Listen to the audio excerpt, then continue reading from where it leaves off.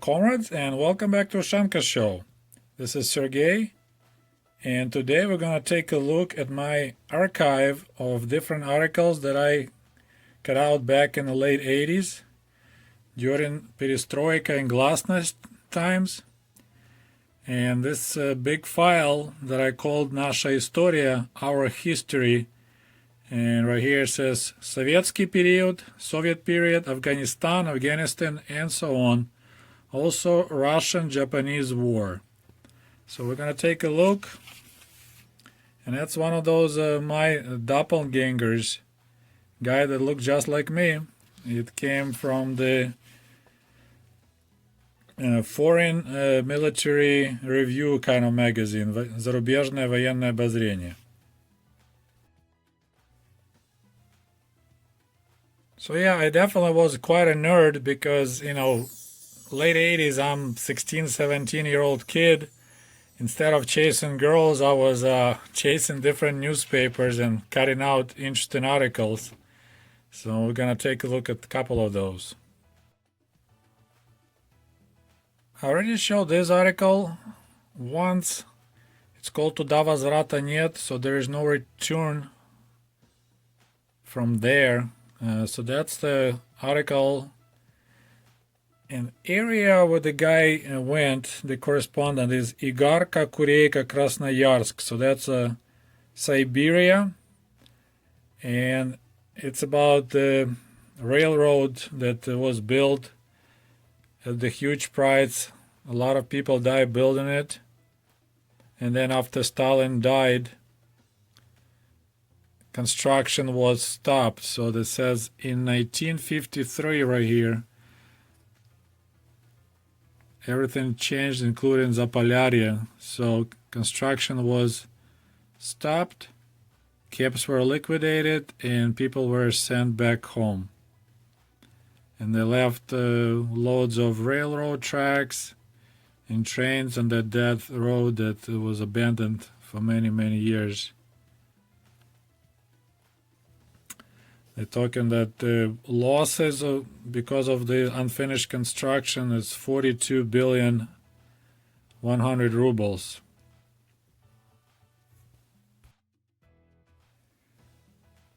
So this railroad was Salihard Igarka. I'm going to look at the map, maybe do a couple of still shots from the Google Maps. It's supposed to be 1,263 kilometers long, so almost 1,000 miles. And it would provide year-round transfer produce from Norilsk.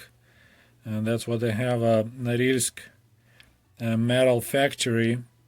And then railroad should follow through River Kolomai, Chukotka, down to Vilui, Aldana, and Digirka. And it was shocking to read this article because then this construction number was 503, was generously financed and was supplied with people arrested on article number 58. If anyone read Solzhenitsyn book Gulag Archipelago, that's the article 58, anti-Soviet activity, which they scooped hundreds of thousands of people on being enemy of the people, enemy of the state, and it's all article number 58, anti-Soviet propaganda, anti-Soviet activities, and as well as some criminals. Everyone had at least 10-15 years of labor camps, and they were shipped this way. So and that's just in detail. They're talking about this railroad, and they're talking about some people who survived. And so that was really shocking to read something like that in a Soviet newspaper. And then when I was trying to figure out exactly what year the article was published, I flipped the article. In the back there is a bunch of socialist, communist, blah, blah, blah propaganda about Komsomol. And they mentioned February 1988 Plenum of Central Committee of Communist Party of Soviet Union. And one of the statements says, Учитель – это важнейшее действующее лицо перестройки. So teachers in schools and colleges is one of the most important people that drive in perestroika. So this newspaper article was from 1988. Туда возврата нет. There's another fine example. So this is how I'm reading Ukrainian and Russian and English at the same time. Как принималось решение? How was decided to put troops in Afghanistan? So this is article explaining how the things went down, making decision about occupying Afghanistan. So of course we never used the word occupying, we were just providing international help. Here it's pretty easy. I actually kept the whole page. So this is Krasnaya Zvezda, that's the Red Star, that's the main newspaper of the Soviet Army.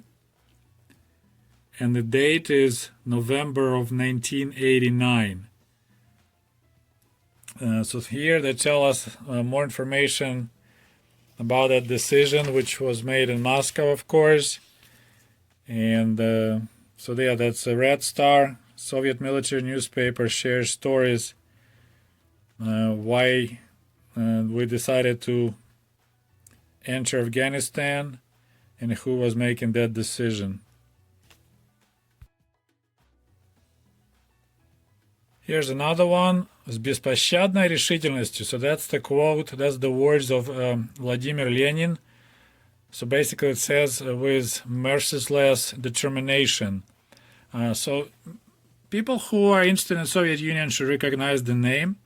Dmitry Volkogonov, it's one of the famous Soviet and Russian historians.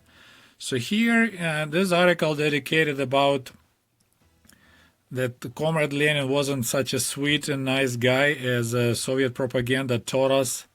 And I made a video about it, about kindergarten, and Мудрый ласковый дедушка Ленин, wise and gentle Grandpa Lenin.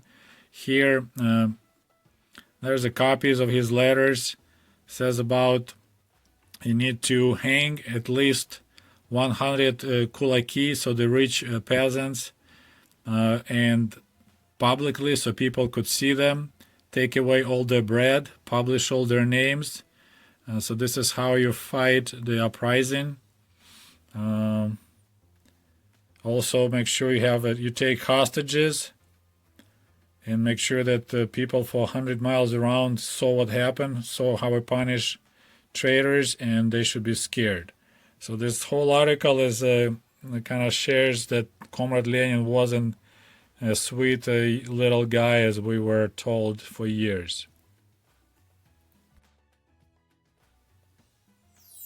So once again, this is why I told you that it was so much fun to live during the final years of the Soviet Union, because we could enjoy all that information that we were didn't have any access for many years, and suddenly there's just like deluge of all these articles about history of our own country that we never knew.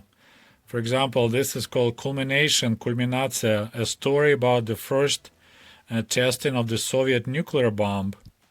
There's a Kurchatov, our famous nuclear scientist, and Comrade Khariton. So here's detailed article about how we tested the Soviet bomb. So I found this article in the newspaper, I cut it out. There's an article dedicated to Chernobyl, called Chernobyl Syndrome. And this one, I think they published part of the book by James Oberg. I don't know if anyone familiar with this guy. But yeah, says раздвигая границы гласности, so like expanding the borders of Glasnost. So here they're talking about, so besides Chernobyl power plant, we had other issues, had fires and other incidents in the Soviet nuclear plants that our mass media never mentioned it. Fires at Beloyarsk power plant in 1978, Armyanskaya power plant in 1987, Zaporozhye power plant in 1984. So this is the article kind of explaining about the whole situation with Soviet nuclear industry. And so Chernobyl in 1986 was just a culmination of all these other incidents that were swept under the rug. And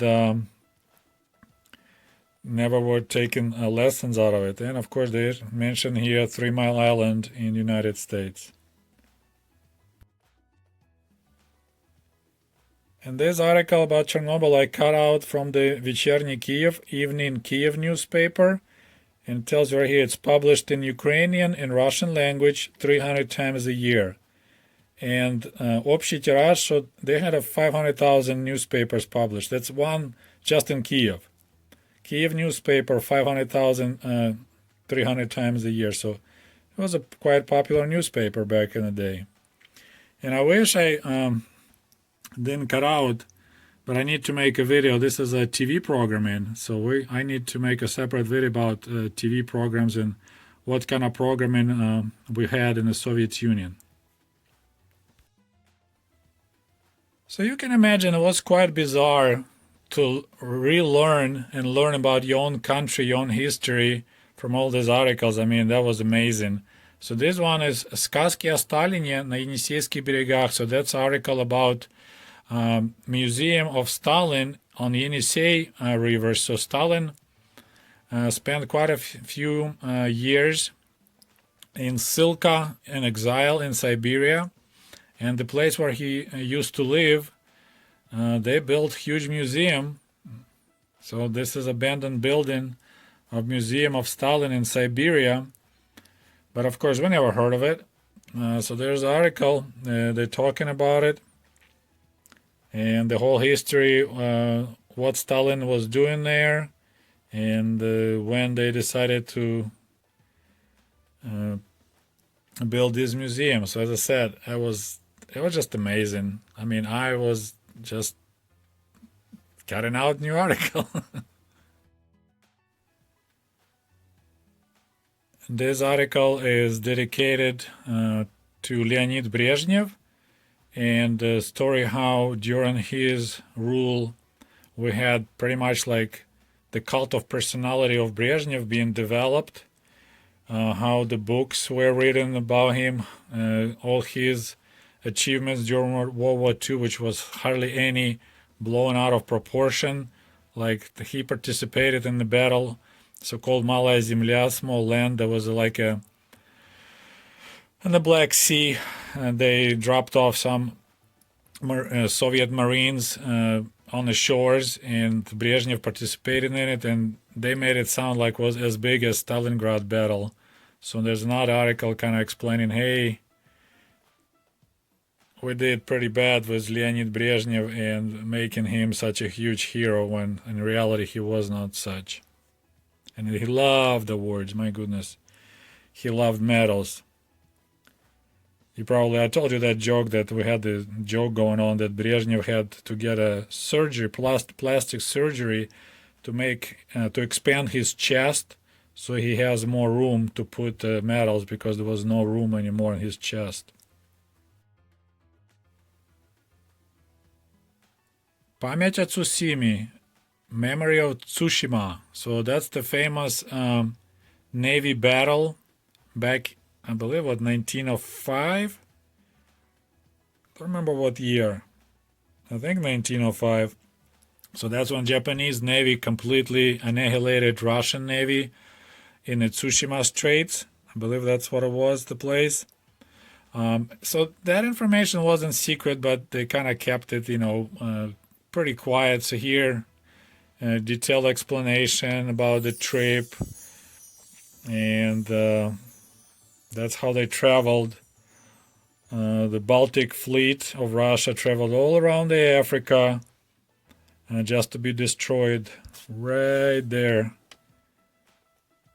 between Korea and Japan. So yeah, that's another topic I got really interested to learn more about. War between Japan and Russia back in 1905. This is article I ripped out of some museum. I think it was called Наука и жизнь, Science and Life.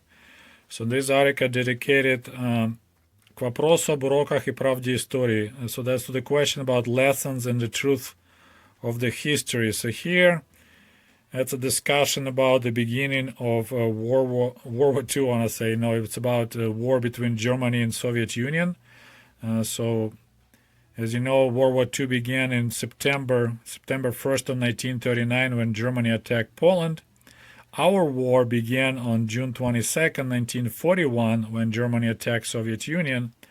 And it's still a lot of discussion going on about it. So this article was kind of, I need to reread it again. It was so long ago, but this is pretty much article to respond to another article. So they're talking about what was going on, why we had such a horrible losses in 1941, 1942, and all this other. There's a lot of, to discuss about that period of time. So that's another one. This is interesting. It's a little tiny cutout. So this shows the bridge between Soviet Union and Afghanistan. And on the top there is the banner, basically a quote of Brezhnev. Мы будем твердо стоять на страже интересов безопасности обоих наших государств. We're gonna be firmly standing, protecting interest and safety of both our countries. We will perform our international duty for the Afghanistani people. Leonid Brezhnev. So the official term of our activities in Afghanistan was international duty, international dolg, like international debt. So we had some kind of international debt for Afghanistan people, and that's why we moved our troops in there. So that's a short article about Soviet Union pulling out. And this is the picture of Gromov. So that's a general who was in charge of the Soviet troops in Afghanistan when we pulled out. I think it's happened in 87. Same bridge. I don't know if anyone will recognize this guy. This is famous Nestor Makhno, the guy who had his own Soviet Republic in Ukraine. I won't say Soviet, but famous anarchist who was quite successful. And he immigrated, he ran away from Ukraine under pressure from the Soviets, went to Romania, and then ended up living in Paris, and that's where his grave is, in Paris. I actually, totally by accident, I was at that cemetery and I found his grave, not the grave, but he's in his ashes in that storage area. But this is a short article, kind of tells the story what happened after they ran away and what happened to his relatives who were unlucky to remain in Soviet Union. They all got arrested and sent to labor camps. Like I'm talking about different people. Spent 8 years in labor camp because they were relatives of Makhno. So I said, just amazing stuff. Can you imagine when you get finally access to all this information? I was just gorging on it. Are we having fun yet? Another one. So I actually made a video about this cathedral, this giant church in Moscow. And that's the name of the article, Судьба храма, the fate of the church. So that's famous Храм Христа Спасителя. So that's Christ the Savior that was blown up by Stalin in order to build his big giant Dom Sovetov. And it's interesting kind of idea going on around, and I kind of subscribe to that they were planning to have a Moscow as a capital of the Soviet Europe. So that's why they were building this monstrous giant Dom Sovetov to greet new republics of Western Europe that will join Soviet Union and join a socialist camp. So here the discussion about they started rebuilding that church again after the end of the Soviet Union, or right around that time, because they're talking they will be finished in 2012. I think it was finished way before that. So that's another one. And I just flipped this article trying to figure out what year is this newspaper.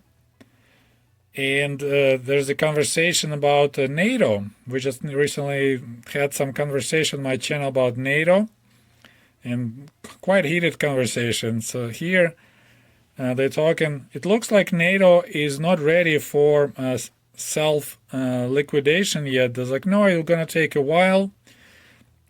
And Soviet Union need to convince the Western countries that our new policies are not reversible. So they're going to continue even in the period after Gorbachev is gone. So NATO should respond. And since the Warsaw Pact is disassembled, NATO also needs to disappear. So that's still 80s. And of course, we know how that went. Kronstadt 21, another dark page in the history of Soviet Union. So Kronstadt, that's the pretty much headquarters of the Baltic Sea Navy, Russian and later Soviet Navy. And sailors from the Baltic Fleet were the people that actually helped a lot with this Russian Socialist Revolution in 1917. But in 1921, there was a uprising against the Soviet regime in Kronstadt, and it was drowned in blood. Of course, there was no talk about it. But here's the first article when they started telling the truth, what actually happened in March of 1921 in the Kronstadt Mятеж, Kronstadt uprising of the sailors, and how Tukhachevsky, who later was shot, took care of that uprising and how many people were killed. Article Sluga, servant. So that's the story about Lavrentiy Beria. Once again, another guy that had a huge influence on the life of the Soviet Union, the lives of millions of Soviet people.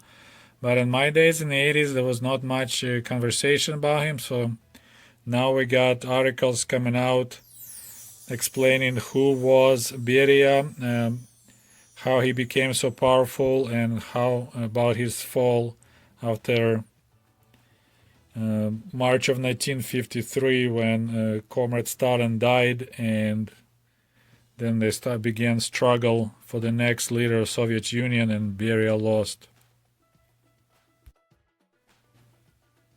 This article, Приговор, and the verdict, that's the story how the general of the Second Strike Army, Vlasov, became prisoner of war. This is one of the most shameful names in the history of our war against Germany, is General Vlasov, who got captured, and then he became the leader of anti-Soviet army, Русская освободительная армия, Russian Freedom Army. So this article called Уроки истории, the lessons of history. So they are talking, this is pretty much in detail article how he got captured. Quite a long article. And then how he became so-called traitor.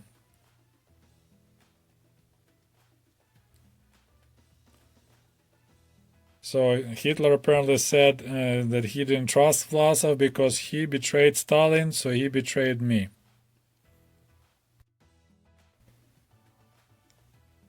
As I mentioned before, my generation, so guys born in 1971, we missed the war in Afghanistan. It's pretty much when we started getting drafted into the army. That's when the war actually stopped and they pulled the troops out. But this whole story about Afghan war was, once again, in the beginning of the 80s, we didn't know anything about it. But then we started having some real stories coming out. So this is, look at that, I actually glued together, there was several, looks like at least four different articles. Командировка на войну, so that's like a trip to war, and that's part one. So here's our journalist talks about details, what's going on, or what's going on in Afghanistan, the reality of that war.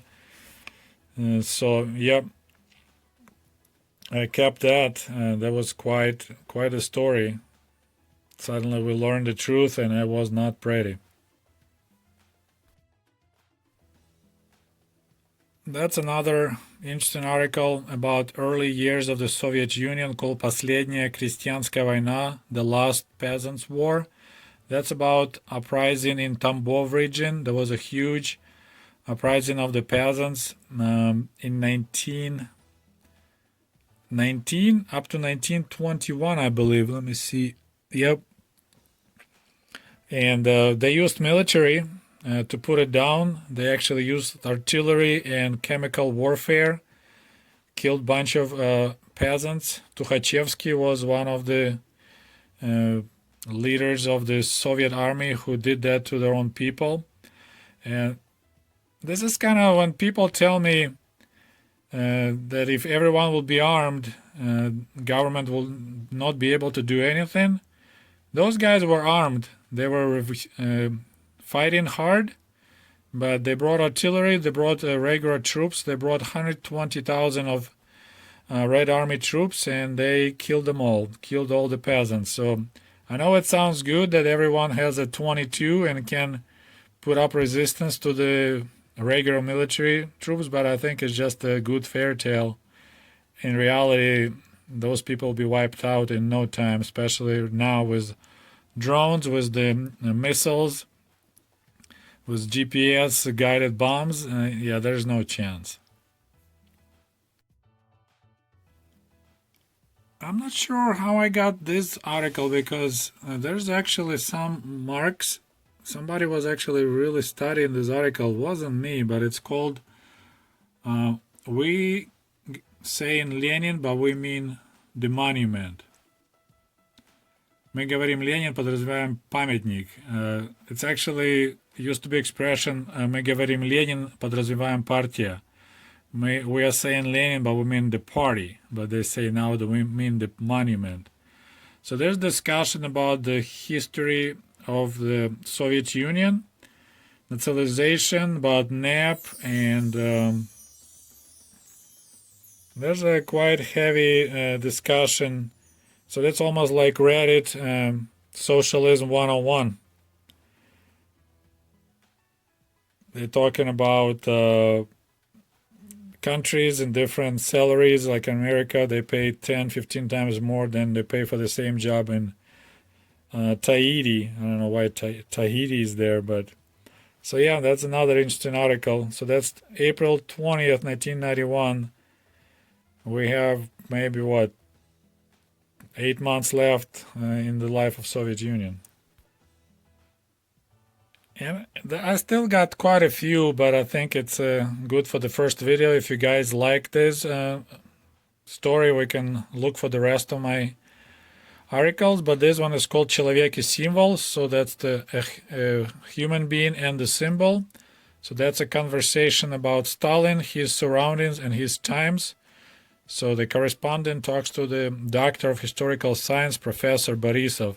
So it's a big article when they discussing Stalin. It's humongous, whoa. So they're discussing Stalin and what happened, and basically through a short review of the whole history, how Beria came to power. So pretty much journalists are asking questions and professor gives us answers. Talking about Yagoda, Bukharin, Rykov. So yeah, as I said, I kept all that stuff. Okay, so now you can have a reference. So this article about Stalin was in Komsomolskaya Pravda, Komsomol Truth newspaper. Look at those awards. They did such a good job spreading the truth around Soviet Union. And this article was on April 2nd, 1988. Price 3 kopecks. So there's still news about Central Committee of Komsomol.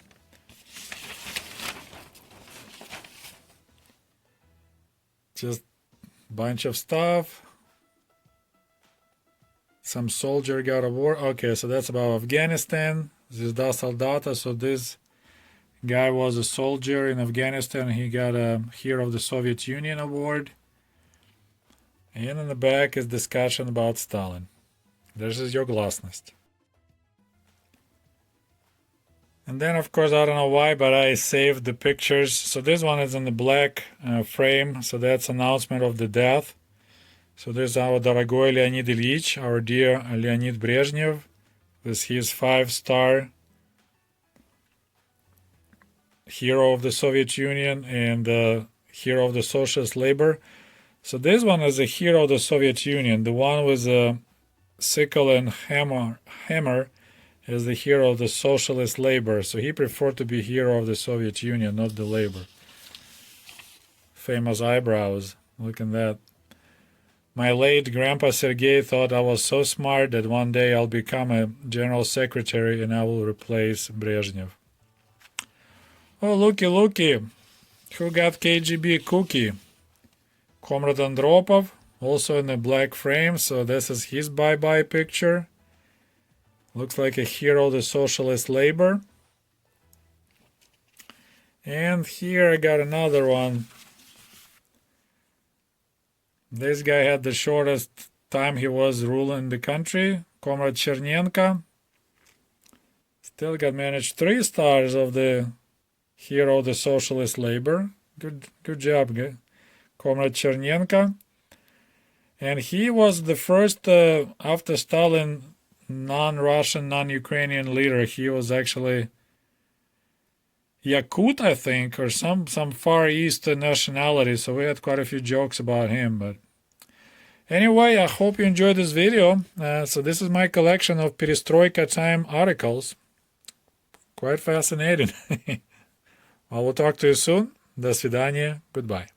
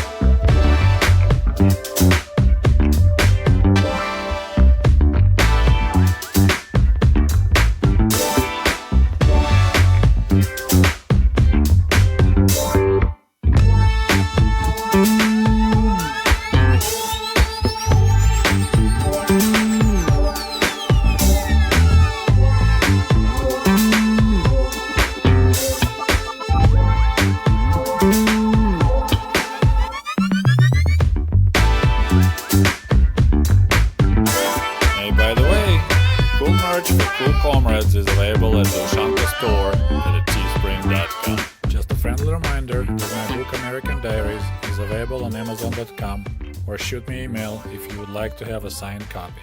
Thank you. And if you love my channel and would like to show your support, please click on the link below this video and become the patron of the Ushanka Show. For as little as $1, you can help us grow and create the new interesting videos about the life in Soviet Union.